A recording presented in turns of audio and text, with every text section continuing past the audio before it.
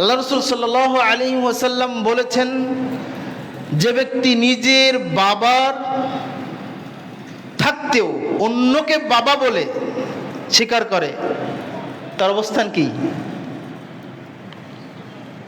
তার প্রতি লানত করা হয়েছে, অভিশাপ করা হয়েছে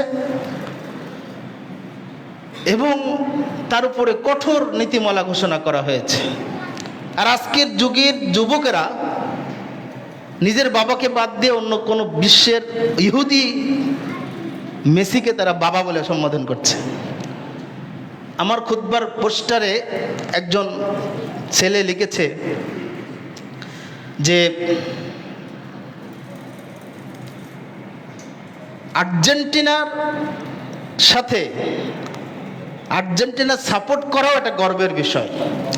যদি আর্জেন্টিনাকে সাপোর্ট করে আল্লাহ আমাকে জাহান্নামে দেন, আমি 100 বছর জাহান্নামে থাকতে রাজি।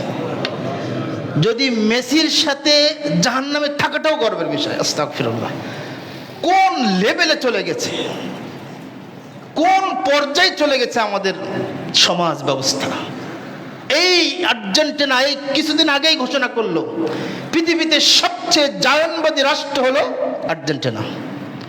যারা ফিলিস্তিনে মুসলিমদেরকে হত্যা করছে, কচুকাটা কাটছে, মুসলিমদেরকে হাজার হাজার মুসলিমদেরকে হত্যা করছে, সেই ফিলিস্তিনের পক্ষাবলম্বন করে তুমি যুবক ফিলিস্তিনের জন্য কাঁদলে তোমার ওই কাদার কোনো মূল্য আছে? সম্মানিত সুধীমণ্ডলী, এভাবে উদাহরণ পর্যায়ক্রমে বিভিন্ন সেক্টরে দেওয়া যাবে। আজকের যুগের তরুণেরা, যুবকরা, মধ্যবয়সী, বৃদ্ধরা এই খেলানে জন্মদানা চলছে।